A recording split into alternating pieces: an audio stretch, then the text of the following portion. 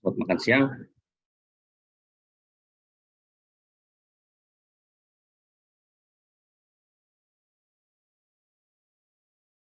Ya nggak apa-apa lah.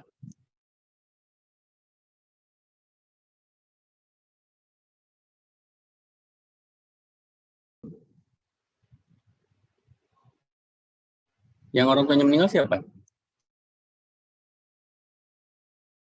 Halo? Kenapa, Pak? Hah? Tadi Bapak nanya apa? Yang orang tuanya meninggal. Nggak tahu, Lep.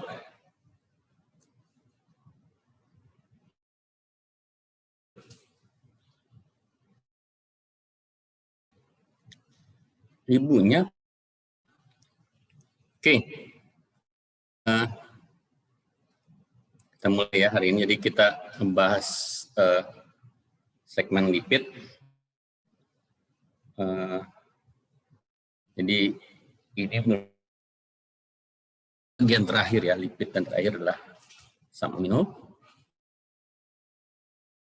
Ringkas saja mengenai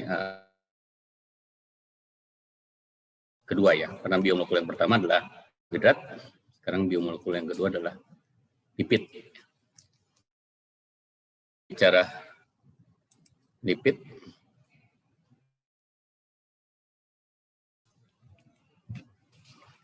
kenapa dia agak unik?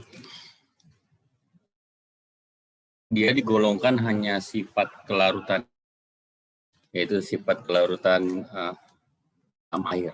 Ya, jadi dia tidak larut air, tapi larut dalam pelarut non-polar ya, seperti kloroform atau diethyl ether. Ya. Jadi lipid beda dari molekul yang berbeda dari protein. Terus kemudian kalau kita bicara mengenai sifat reaksinya, dua bagian. Yang pertama, lipid yang tersambung, lipid yang bisa bereaksi dengan NaOH, kemudian mengalami perubahan, misalkan trigliserid dan fosfolipid, kemudian juga wax ya, ke malam itu ester. Ini banyak lipid-lipid yang tidak tersabunkan reaksi dengan NaOH, antaranya prostaglandin, kemudian terpen biasanya itu banyak di tanaman, dan steroid. Itulah jenis-jenis daripada lipid yang. Kemudian kalau kita bicara strukturnya, lambat banget ini. Oke.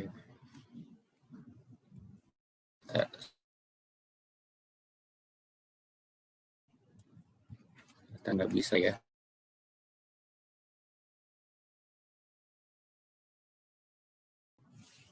Sharing.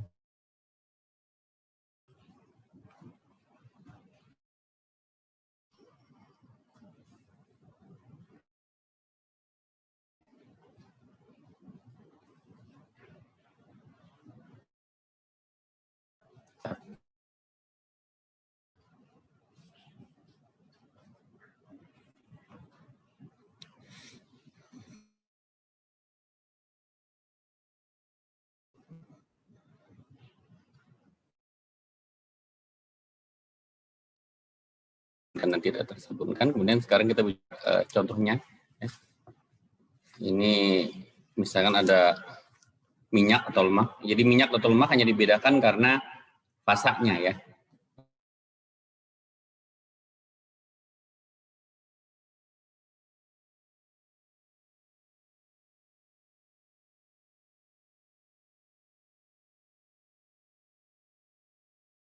Ya, juga jadi salah satu gus lecitin. Kemudian contoh yang lainnya adalah vitamin A itu terpen, kemudian ada kolesterol ya, steroid itu berfungsi sebagai hormon. Itulah contoh-contoh daripada lipid. Kemudian itu beralih ke dan lemak. Ya. Jadi yang membedakan adalah fasanya. Jadi hewan juga punya cara. Jadi biasanya lemak itu dari hewan ya. Asal hewan, kemudian minyak berasal dari tumbuhan. Ya. Banyak macam-macam harganya, dari tanaman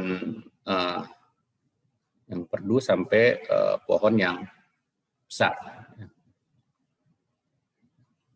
Meskipun fasanya beda, yang satu padat yang cair, kedua-duanya adalah merupakan triester dari gliserol, ya, atau triacylglycerol, atau dikenal juga dengan nama trigliserida.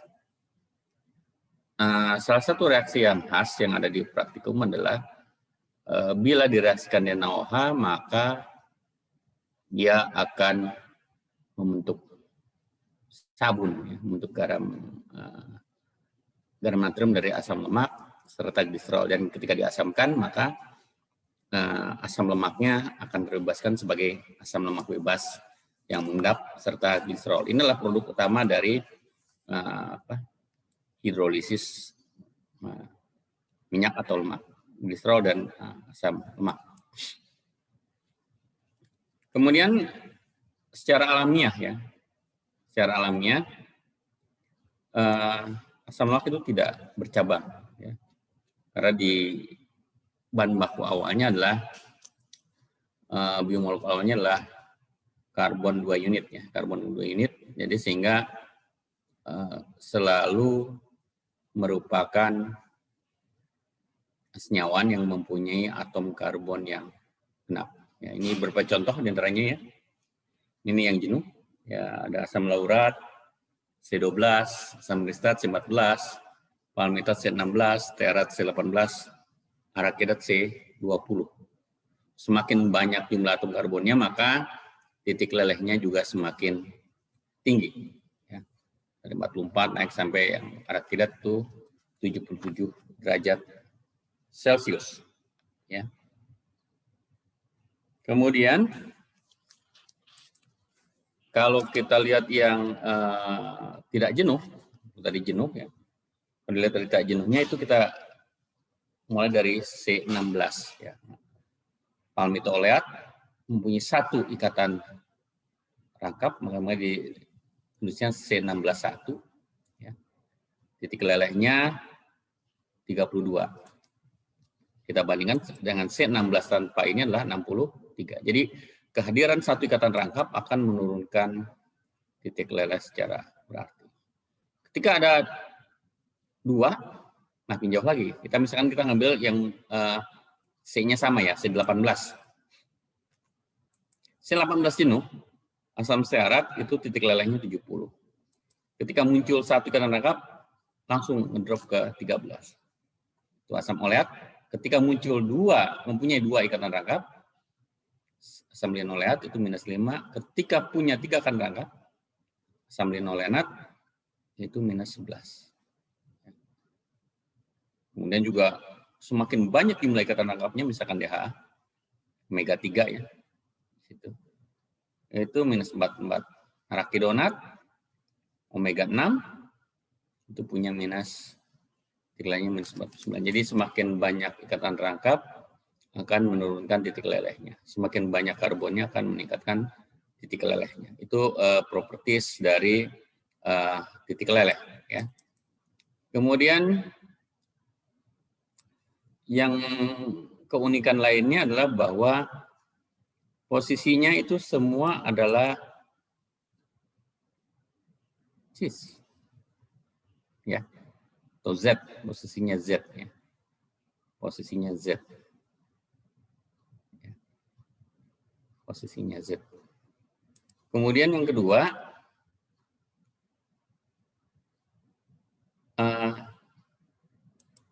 dimulai dari C9 ya. C9 baru mulai rangkap kan kita lihat di sini. C16.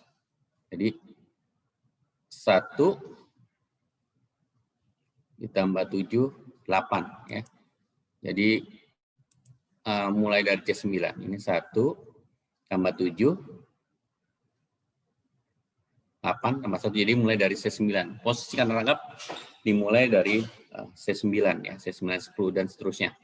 Dan posisi asam ikatan rangkapnya itu tidak terkonjugasi ya. Kalau kita lihat tidak terkonjugasi. Jadi rangkap, tunggal, tunggal, rangkap. Jadi bukan rangkap, tunggal. Jadi secara alamiah dia tidak terkonjugasi dan posisinya adalah cis. Ya. Dan yang agak unik sedikit adalah bahwa berkebalikan dengan alkenanya, maka titik leleh asam lemak yang tak jenuh kurang dari yang jenuh. Ya. Nah, kemudian karena kalau asam lemak yang jenuh itu bentuknya apa ya, teratur ya, turun naiknya teratur, jadi dia bisa dikemas, ya, bisa menjadi kristal sehingga mempunyai titik tinggi. Sebaliknya asam lemak yang tak jenuh, kalau kita lihat di sini bentuknya apa ya,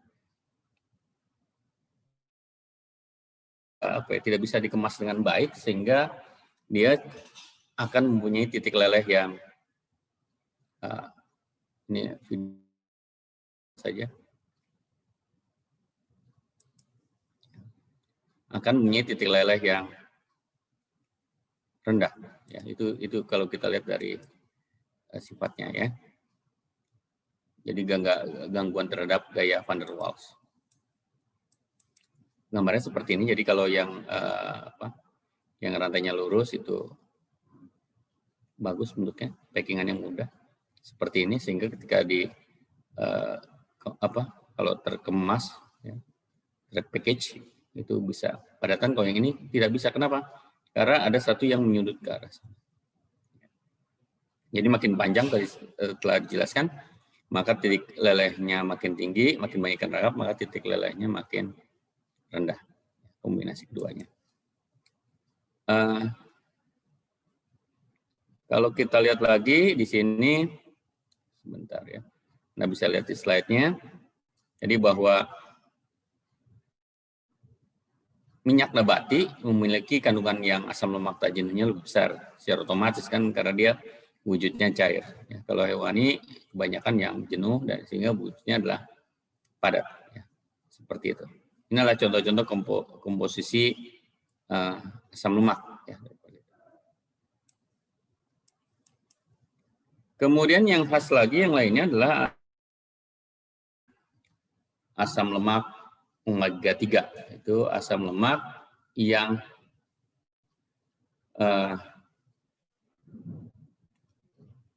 atom karbon ketika dari karbon ujung asam lemaknya merupakan sistem dari ikatan rangkap ya. Jadi khasnya adalah fungsi sebagai mengurangi risiko serangan jantung dan penyakit autoimun ya. Cuma syaratnya ini bukan yang digoreng ya. Jadi kalau yang digoreng ya bubar jalan, semakin banyak ikatan rangkapnya malah kemungkinan besar terjadi radikal itu sangat besar. Tetapi kalau dia di non goreng itu sangat bagus ya, misalkan dikukus ataupun direbus, itu kan tidak banyak kerusakan sehingga dapat fungsi. Nah, kita coba sekarang kita lihat ada tabel nggak usah ya. Oke, berikutnya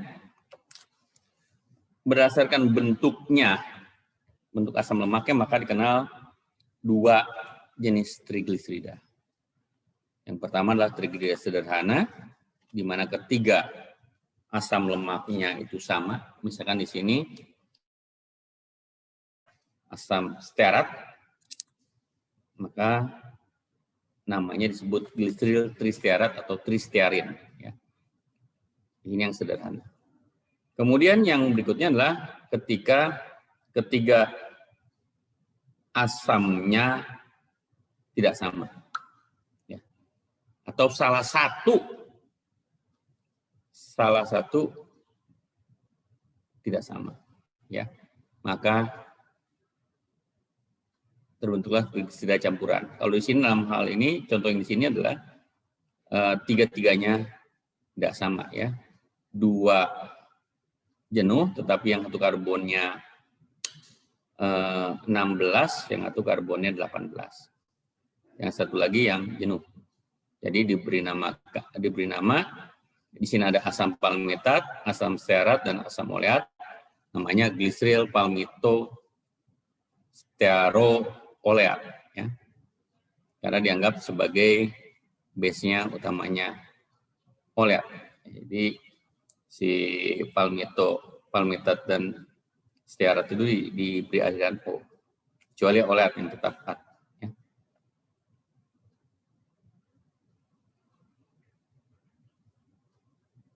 Oke. Ini sudah contohnya tadi. Jadi kalau disabunkan, ya, kalau disabunkan maka yang terbentuk untuk yang gliseril tristearat akan terbentuk gliserol dan 3 molekul natrium stearat. Sedangkan kalau untuk gliseril palmitostearoleat, maka selain gliserol juga akan terbentuk natrium palmitat, natrium stearat, dan natrium oleat. Jadi ada produknya jauh lebih banyak dibandingkan dengan yang trigliserida sederhana. Meskipun realnya sangat susah menjumpai simple trigliserida. Ya. Biasanya kebanyakan adalah mix, ya, bukan satu. Kalau kita bicara minyak dan lemak, maka kita lihat gugus fungsi yang ada di situ apa saja. Ya, kalau kita lihat di gugus fungsi yang ada di sini adalah ada gugus fungsi ikatan rangkap, ada gugus fungsi ester, ya. Jadi 2 gugus fungsi ini. Jadi kalau kita melakukan reaksi hidrogenasi, maka akan terjadi penjenuhan ikatan. Ya. Jadi biasanya katalisnya itu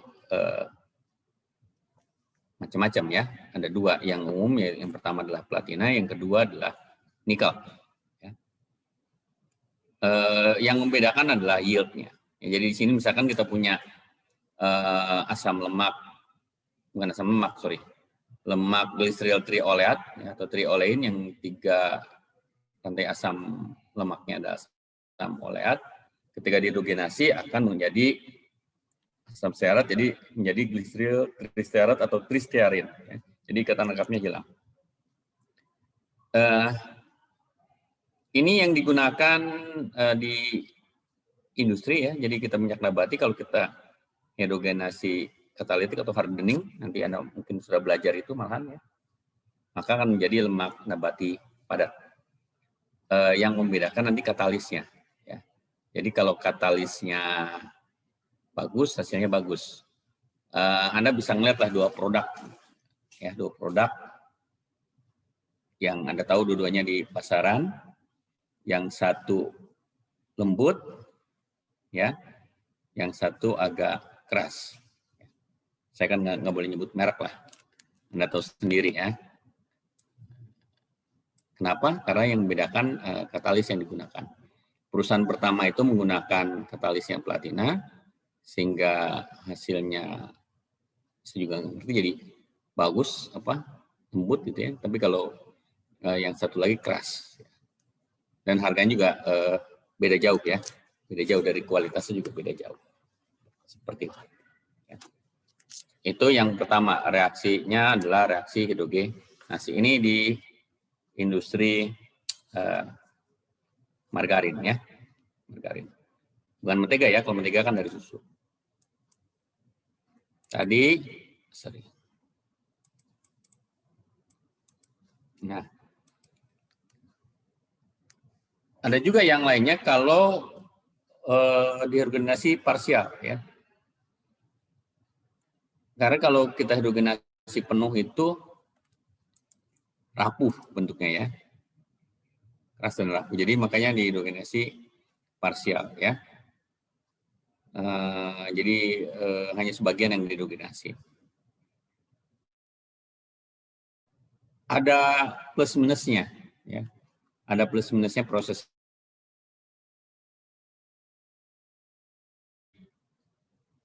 panjang ya.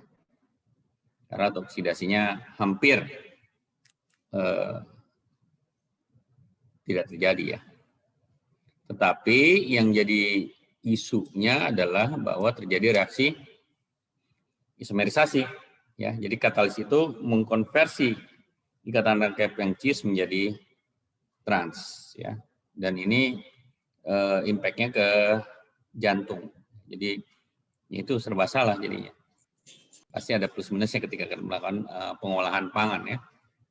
Di sini umur simpan diperpanjang, tetapi kalau katalisnya kurang bagus maka resiko terkena penyakit jantung itu sangat besar.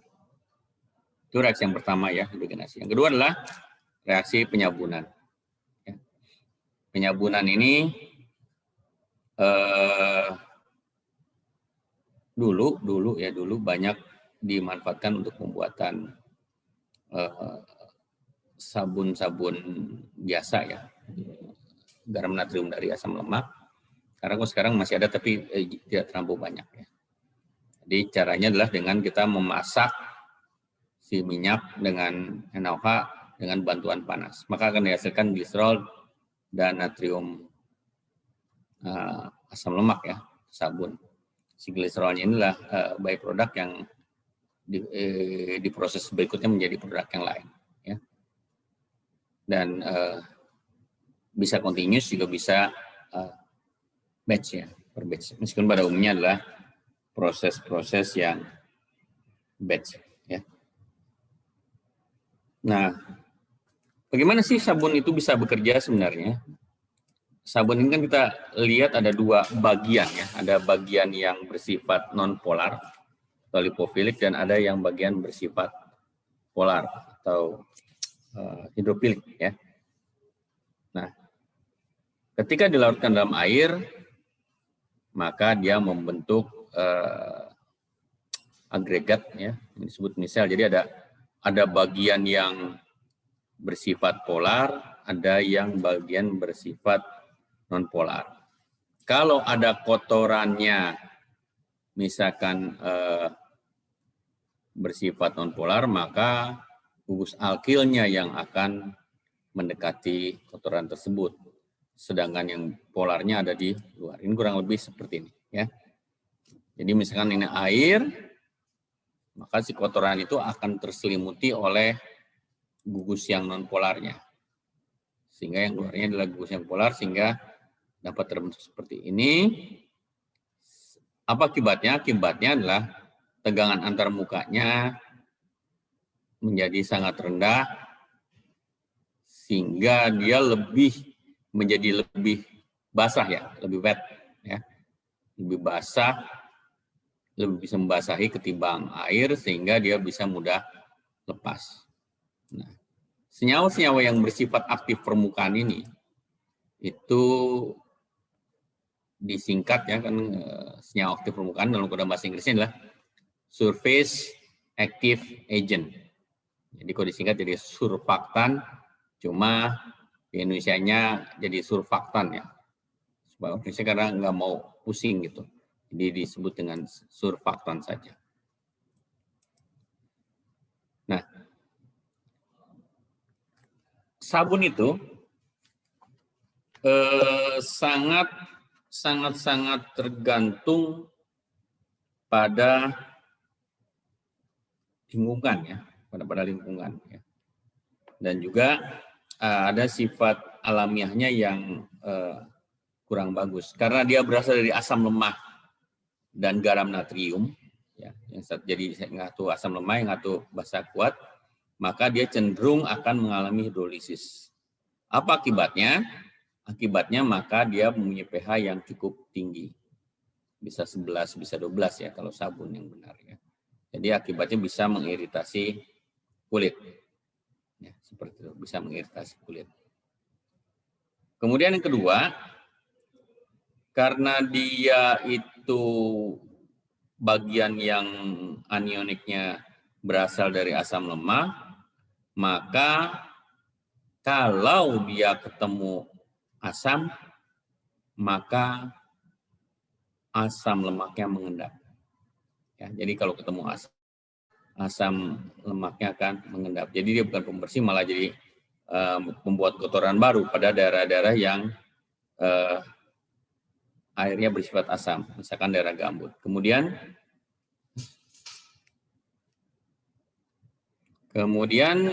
dia juga kalau ketemu logam, ya logam kalsium, magnesium atau disebut juga air sada, ya dia akan membentuk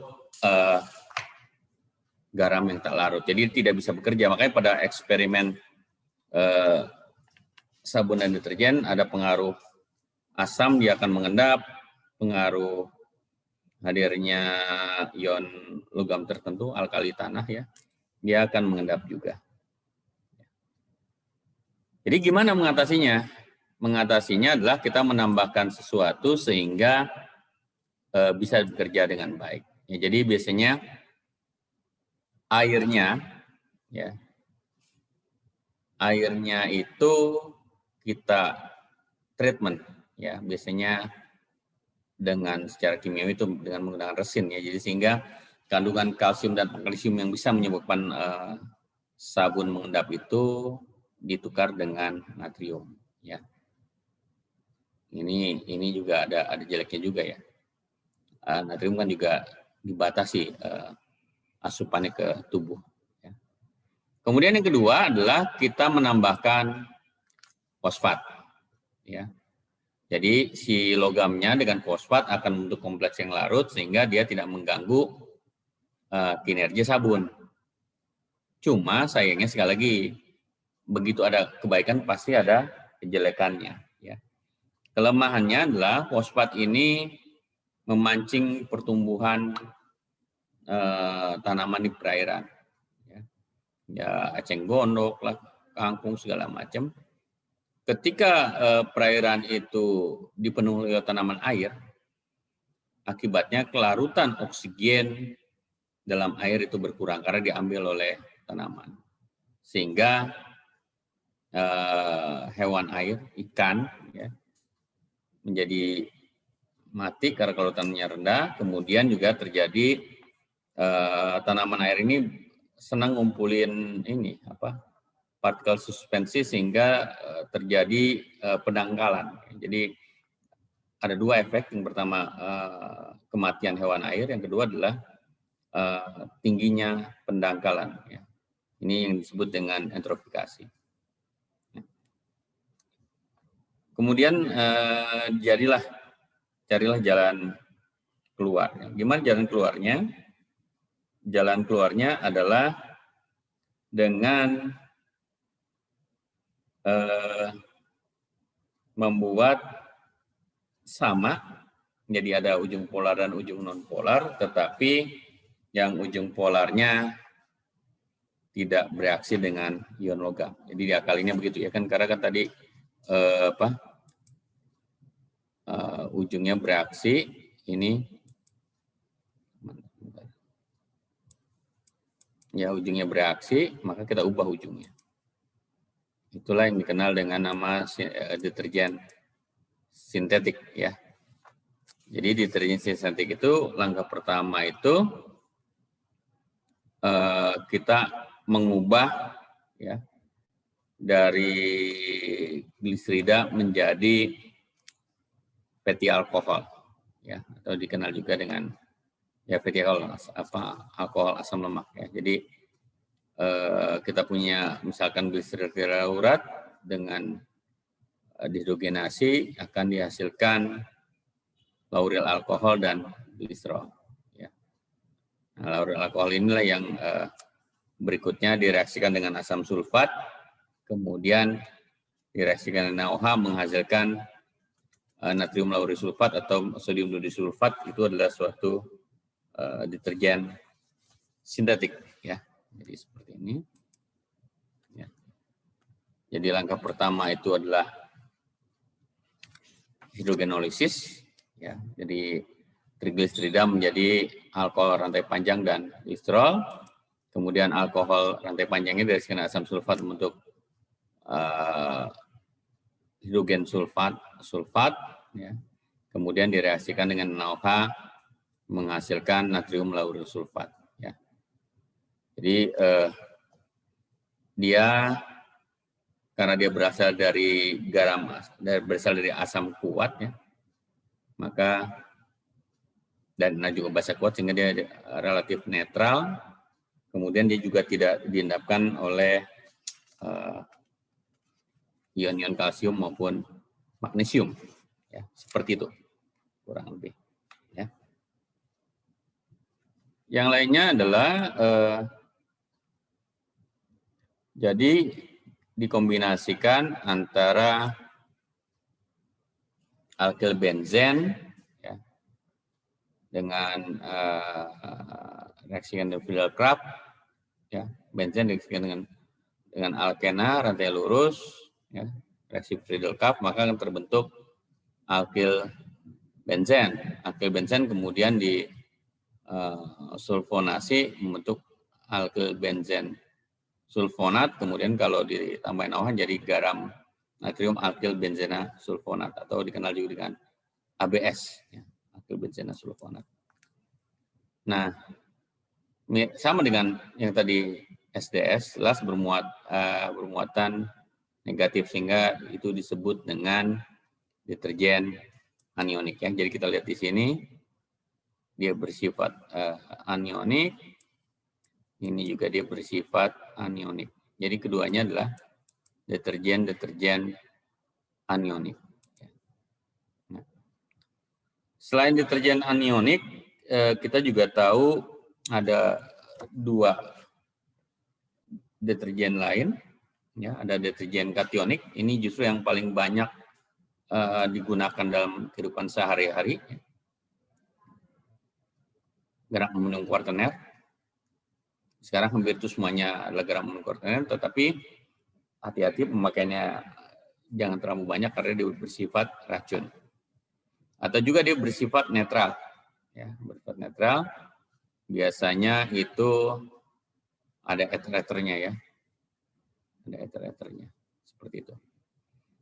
Atau dia memiliki dua gugus fungsi, yang itu dikenal dengan nama deterjen empoter. Ya. Nah, kalau pembentukan deterjen kationik itu amina biasa. Jadi ditambahkan gugus alkyl halida sehingga nanti terbentuk garam amonium kuartener. Ya. Kemudian untuk yang deterjen netral, ya, itu kita bisa menggunakan tersiklik atau oksiran dan juga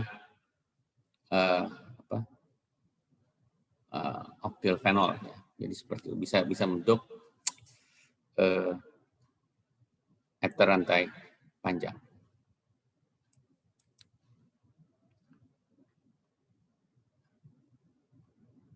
Kita lihat berikutnya yang masuk juga di lipid adalah yang dikenal dengan fosfolipid. Ya, fosfolipid itu ketika ada gliserida, kemudian yang ketiganya ada gugus fosfat dan amina. Ya. Jadi contohnya yang seperti di slide ini, ada bagian yang disebut non-polarnya.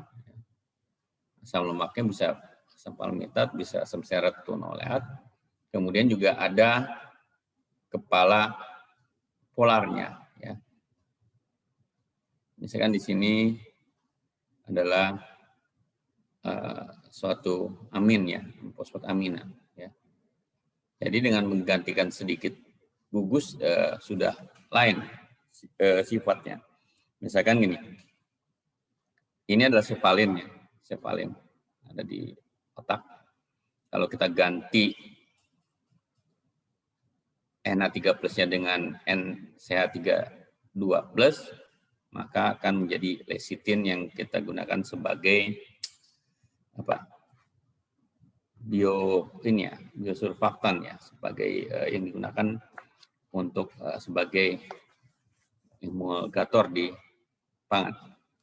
Kalau kita lihat bentuknya dalam sisi membran sel akan terlihat seperti dua potong roti ya. Ada potongan atas dan potongan bawah. Ya. Bagian luarnya adalah yang polar ya, kepala polar. Sedangkan bagian ekornya adalah yang non polar. Jadi kalau kita lihat di sini ada dua ekor yang non polar dan satu kepala yang polar seperti ini. Kurang lebih gambaran seperti ini. Jadi membentuk dua lapis ya, kayak tadi dua tangkup roti. Ini adalah lapisan ganda fosfolipid yang bisa ditemui pada hampir semua dinding sel seperti itu. Ya. Istilah prostaglandin itu agak keliru karena dulu dianggap hanya ada di kelenjar prostat, tapi ternyata tidak, hampir semua kelenjar ada. Ya. Jadi asam lemaknya itu adalah asam arakidonat. Jadi yang tadi kenapa asam lemak yang tak jenuh itu perlu untuk membentukkan lapisan ganda fosfolipid ya. Tetapi ingat sekali lagi, kalau mau ya jangan sampai dirusak oleh termal, biasanya dalam bentuk kukus atau rebus sehingga relatif dia tidak terusakkan oleh termal. Karena kalau asam lemak yang tak jenuhnya banyak, maka dia cenderung akan rusak oleh hadirnya termal ya. Seperti itu.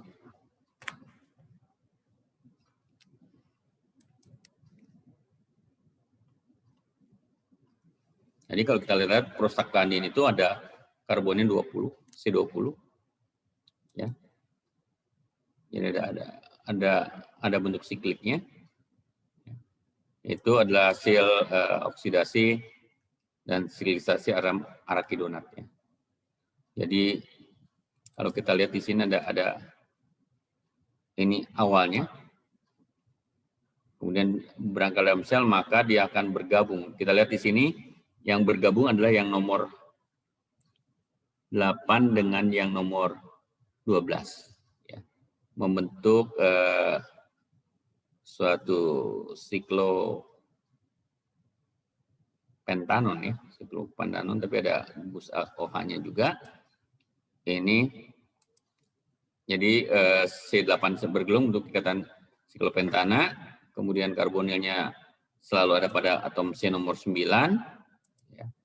Kemudian juga ada gugus lain, ada bisa rangkap 2 atau OH pada cincinnya.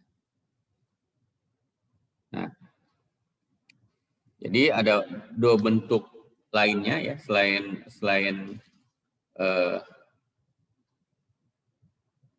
tadi yang siklik prostaglandin, yang asiklik itu bisa leukotriena ya, itu oksidasi pada C5 atau lipoksim, oksidasi pada C15 dalam biomolekulnya ya. Kemudian apa sih kegunaannya prostaglandin? Ya ini kebanyakan nomor 1 adalah inflamasi. Inflamasi itu pembengkakan ya. Asma, artritis, reumatoid ya. Kemudian tukak peptik lambung ya. Kemudian juga bisa dimanfaatkan dalam pengendalian hipertensi ya. Seperti itu. Kemudian golongan yang lainnya adalah wax atau malam ya. Jadi wax ini kalau tadi trigliserida itu adalah alkoholnya gliserol, asam lemaknya rantai panjang. Kalau wax ini monoester, kalau itu kan triester. Jadi dari jenis esternya sudah beda, yang satu triester, yang satu monoester. Kemudian dari segi penyusunnya, kalau trigliserida asam lemaknya rantai panjang, alkoholnya adalah pendek ya, C3, maka kalau wax ini baik asam maupun alkoholnya merupakan rantai panjang. Ya. Dan di mana yang banyak? Yang banyak itu ada dua. Wax itu satu di paus, satu di lebah. Malamnya lebah tuh. Itu adalah wax. Juga dari paus juga wax juga. Spermaceti. Setilpalmita tuh dari paus sperma ya. Paus sperma. Kemudian ada juga wax yang dari lebah itu yang buat ngebatik ya. Jadi dia sebenarnya sebagai apa ya? Pelindung ya, sebagai pelindung supaya bisa mengurangi kerusakan akibat oksidasi. Ya. Seperti itu.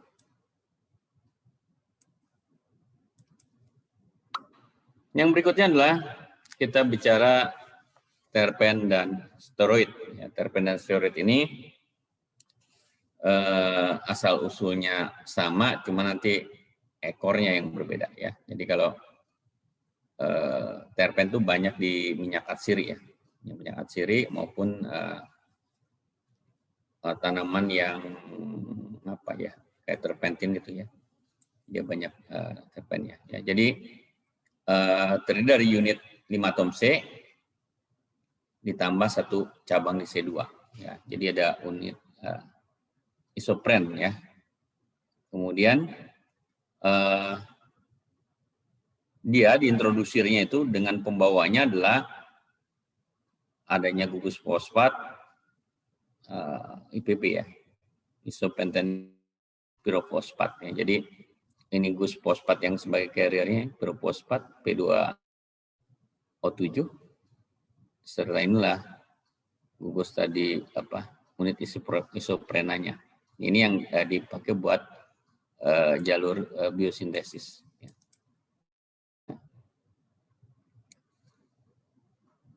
Ada tambahan gus fungsi yang lain, ya, bisa ada rangkap atau adanya gus hidroksi atau gus karbonil, dapat juga berupa bentuknya siklik atau asiklik. Kemudian apa saja yang ada di alam? Yang ada di alam adalah itu kebanyakan minimum 2 unit. Ya, 2 unit. Jadi C10. Kalau yang 1 unit yang cuma C5 ya, jarang di alam. Tapi kalau yang 2 unit ya itu banyak di alam. Ya, itu dikenal juga dengan monoterpen ya. Apa saja contohnya? Contohnya citronellal ya. Jadi ada gugus rangkap, alkenan dan gugus aldehid. Citronellal ini minyak jeruk. Yang lainnya adalah myrcena ya, di daun salam. Itu semuanya rangkap ya, tidak ada gugus fungsi yang lain. Ada yang lainnya misalkan mentol. Mentol bentuknya siklik ya. Yang citronellal dan myrcena itu dalam bentuk rantai terbuka, itu bentuknya mentol, jadi minyak permen ya. Yang lainnya juga adalah ada beta-pinena. Beta-pinen itu aja di terpentin. Terpentin itu kalau Anda tahu pinus ya, ada getahnya disadap, kemudian dilakukan pemisahan dengan cara destilasi, maka akan dapat fraksi cairnya yaitu ya, terpentin, dan fraksi padatnya adalah monorukem ya, yang bisa digunakan buat macam-macam, diantaranya adalah buat perekat ya. Itu mengenai unit terpen ya, di terpen C5. Jadi yang C1 jarang, bukan C1 1 unit itu jarang, Yang ada 2 unit, yaitu monoterpen. Selain 2 unit C10 ada juga yang 3 unit ya. Sesquiterpen. Ya, diterpen, sesquiterpen, triterpen. Ya. Kalau sesquiterpen diantaranya parnesol ya, di samping ada ikatan rangkap juga ada gugus hidroksinya di sini. Ya. Ini adanya di minyak mengawar. Kemudian yang lebih besar lagi adalah triterpen, ya. Ini contohnya transretinal yang berperan dalam penglihatan. Di sini ada banyak gugus ya, ada bentuk gugus sikliknya, kemudian ada rangkapnya, ada rangkap dalam cincin maupun di luar cincin serta gugus aldehid. Ya, jadi ada sekurang-kurangnya ada 2, 3, 4 ya. Ada bentuk sikliknya, ada bentuk rangkapnya. Ini rangkapnya dalam cincin, luar cincin, dan juga ada juga gugus aldehid. Ya, itu triterpen. Ya.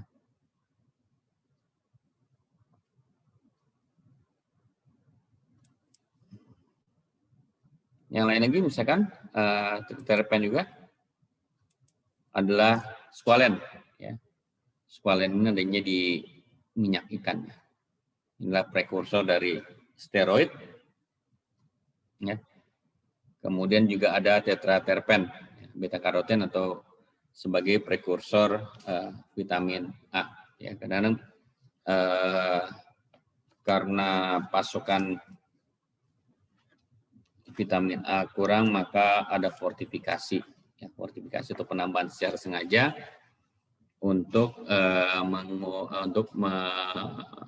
menanggulangi kekurangan atau defisiensi vitamin A. Ya. Itu tadi mengenai terpen. Nah,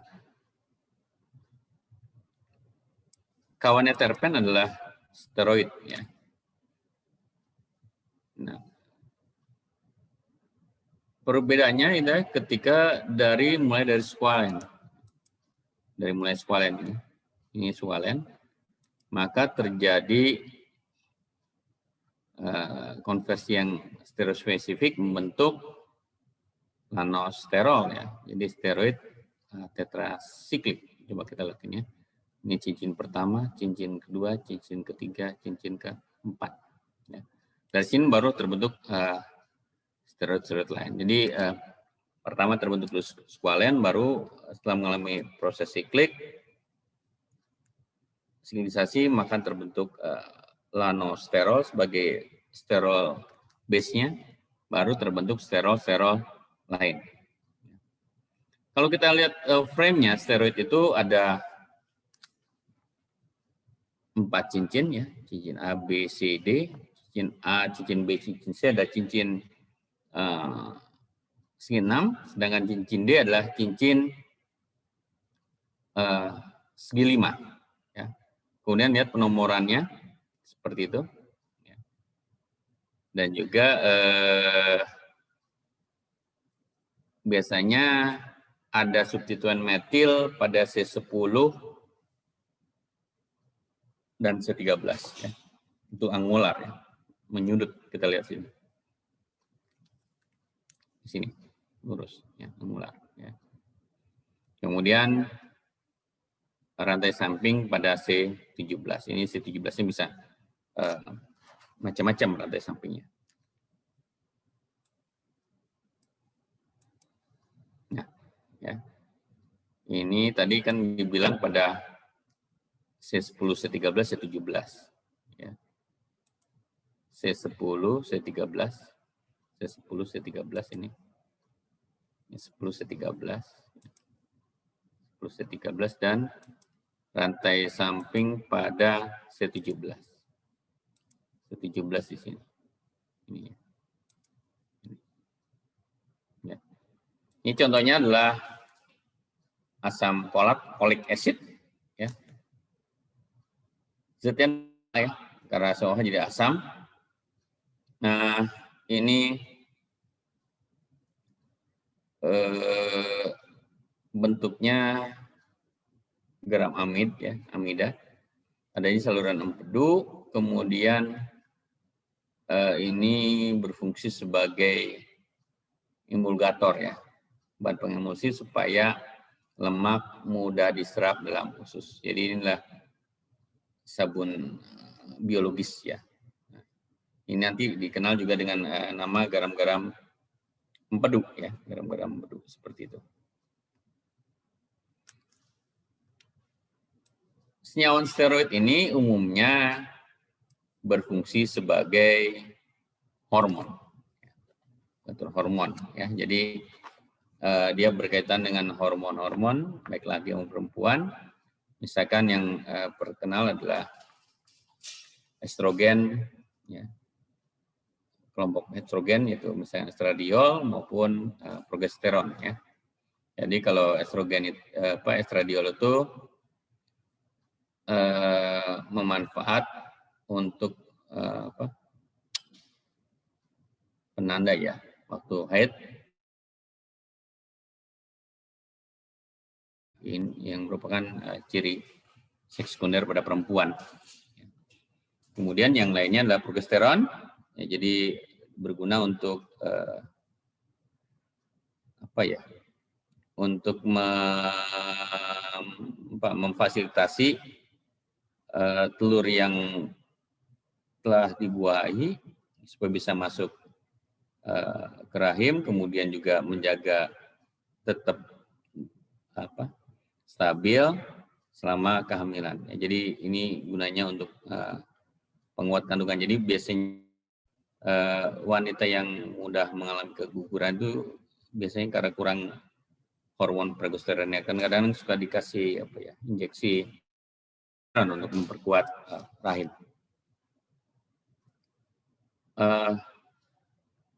Ada juga yang hormon lainnya adalah progesteron ya. Itu misalkan norepinefrin ya, ini pil KB ya, yang gunanya untuk pencegahan pembuahan. Ya. Kemudian juga ada mifenpristone ya sama. Ini malah berbahaya, bisa kalau yang tadi kan membuat janin itu bisa tumbuh di rahim, kalau ini malah justru merontokkan janin yang ada di rahim. Syaratnya kalau kurang dari 9 minggu. Ya. Jadi kalau hormon-hormon itu hati-hati ya, karena akan berpengaruh pada regulasi metabolisme di dalam tubuh, ya, seperti itu. Itu mengenai steroidnya. Nah, kalau tadi kita bicaranya hormon seks perempuan itu estrogen, kelompok estrogen, inilah kelompok hormon seks laki-laki itu androgen. Ya. Dua yang populer adalah testosteron dan androsteron. Ya, jadi inilah yang mengatur organ reproduktif laki-laki. Ya. Jadi dia mengatur perubahan, misalkan jadi berkumis segala macam ya, suaranya berubah, kemudian ototnya juga berubah jadi keker. Ya. Makanya itu banyak disalahgunakan untuk untuk jadi kuat. Gitu. Jadi dia bisa bekerja dengan full ya, dianggap doping. Yang dia memperkuat itu, tapi kejelekannya itu bisa menyebabkan tumor hati. Ya. Memang ototnya jadi kuat, tetapi akan timbul tumor. Ada hal yang menarik, cerita pabrik cerita pabrik hormon ini adalah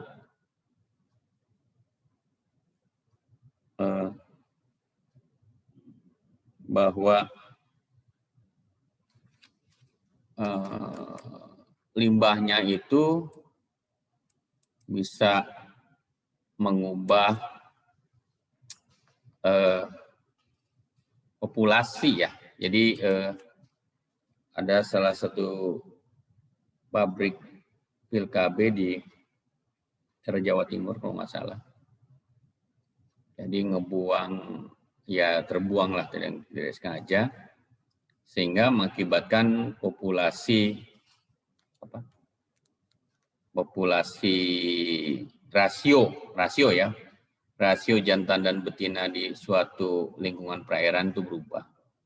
Jadi lebih banyak yang betinanya daripada yang jantannya, sehingga proses pembuahan itu berlangsung ngawur. Akibatnya populasinya berkurang. Itu mengenai dampak dari pabrik steroid ya. Jadi kalau kita lihat-lihat bedanya testosteron dan progesteron cuma adanya gus asetil pada C17 ya. Jadi kalau kita lihat di sini mana yang nomor 17, yang ini ya. Ini ya. Pada nomor 17 bedanya di situ aja. Adanya gus asetil ya. Ya, cuma itu saja. Ada lagi yang dapat juga dijadikan obat, banyak juga steroid tinggi obat ya. Obat artritis itu misalnya kortikosteroid. Itu saja mungkin yang bisa disampaikan pada soal lipid ini ya. Jadi kalau kita bicara keseluruhan, maka sebenarnya backbone-nya cuma ada 2 bagian saja, yaitu bicara soal gliserida dan soal terpen dan steroid ya, itu saja. Ada yang mau ditanyakan? Atau ada yang mau ditanyakan lah? Halo?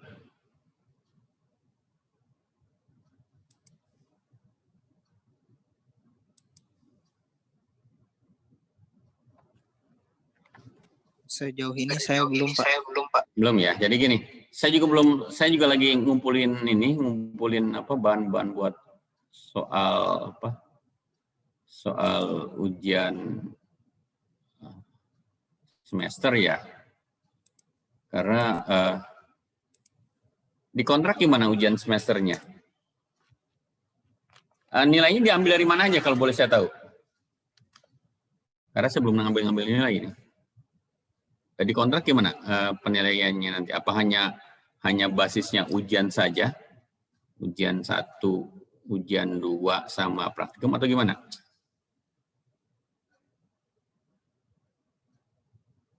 Halo?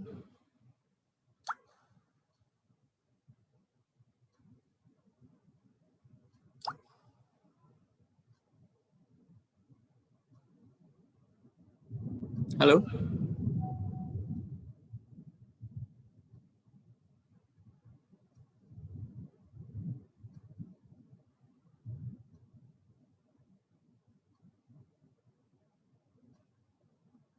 Halo?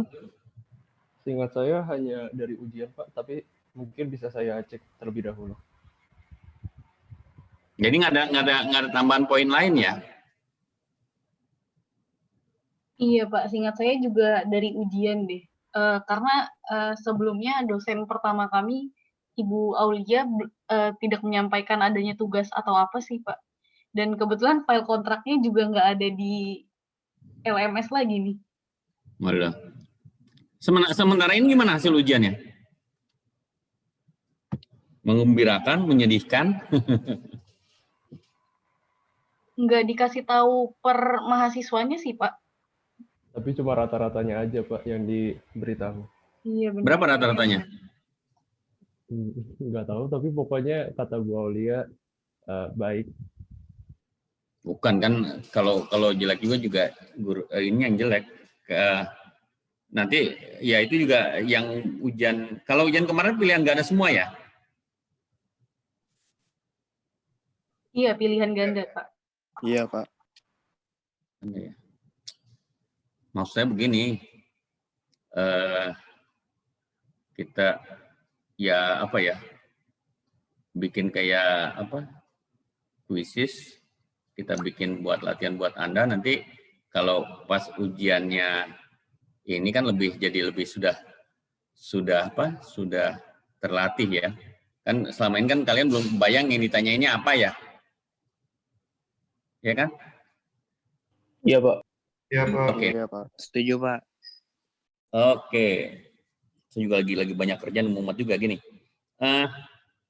Liv, tolong ingetin saya. Sekarang kan Senin ya. Nanti Kamis tolong ingetin saya ya. Atau ya Kamis ya. Tolong ingetin saya mesti ngasih soal-soal ke kamu ya. Soal-soal ya. Saya buat latihan ya. Nanti saya ngambil dari buku teks. Nanti Anda saya kasih. Nanti kalau ada hal yang tidak mengerti, nanti Anda tanyakan ke saya ya. Itu saja paling.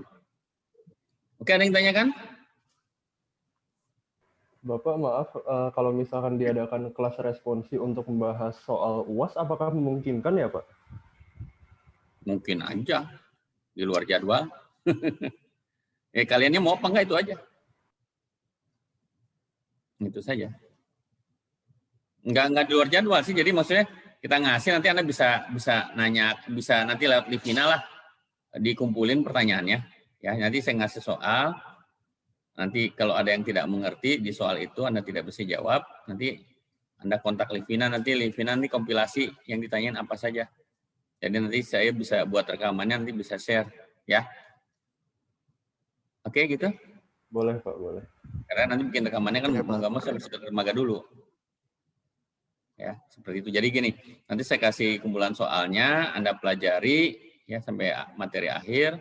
Nanti kalau ada yang nggak dimengerti, kirimkan ke Livina. Nanti saya akan menjawabnya di YouTube aja deh, ya, supaya lebih enak.